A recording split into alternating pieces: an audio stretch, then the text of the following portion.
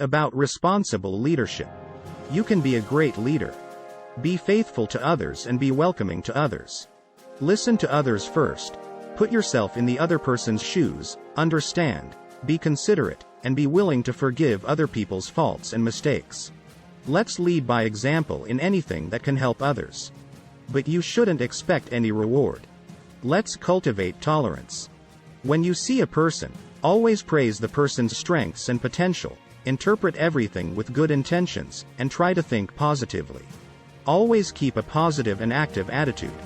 It would be best if you valued actions over words. If you lead by example, you won't have to set rules for others. If you were to put this into practice, there might be more times when you feel more sorrow than joy. But be patient and start over again and start over again. Become a responsible leader. When a leader has to decide, they should not judge based on preconceived notions or rumors but should check the facts and objectively judge. And it would be best if you didn't mind the critics or the reputation of the world. Don't be a mere rationalist. Don't be a mere moralist. Judgment of any situation or evaluation of another person can never be simple. You should not be bound by one standard of value. Evaluate the problem from different angles. You have to understand the case and decide carefully. In an organization, there is no order if there is no up and down. However, they are all colleagues in the community of destiny, where everyone is a representative of the organization. We must not forget that we are the people we work with as partners. Being the leader of a group, you must decide to curb the activities or interests of private individuals and make the activities of all members effective.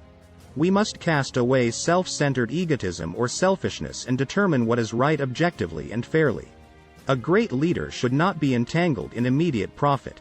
We must boldly decide toward a more critical, grander goal, act consistently, and judge objectively. No matter your problems, you should choose only 3 essential things first and focus on solving them. There is no perfect human being. Instead of trying to point out the faults of others, you should focus more on finding the strengths of others. And it should be praised for developing its strengths and unleashing its potential. Remember that no human being has only strengths. What is suitable for what purpose is essential. It doesn't matter who is right. What is right is more important. Do whatever you can to help others succeed. However, you should not expect any reward for your help. A broad-minded and honest leader knows his strengths and weaknesses and must also be aware of the strengths and weaknesses of his opponents. He must have the fortitude to acknowledge the strengths of others he lacks in himself and honestly ask the other person to compensate for his weaknesses.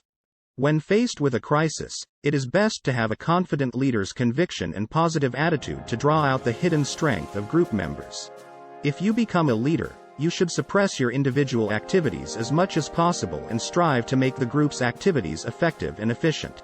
If you only pursue the trivial benefits in front of your eyes, you will be caught up in incomplete knowledge and information, and your wisdom will be hidden. Don't just look at the trees, think of the whole forest. You have to harmonize the individual with the group. You have to balance the short term with the long term. When making decisions, don't be afraid of the other's evaluation. When making decisions, don't be afraid of the other's evaluation. Never set your mind on a good reputation or petty gain. No matter what others evaluate, it is only an evaluation at their level. You should prioritize the public interest, be faithful to the inherent dignity of human beings, and strive for effectiveness and efficiency.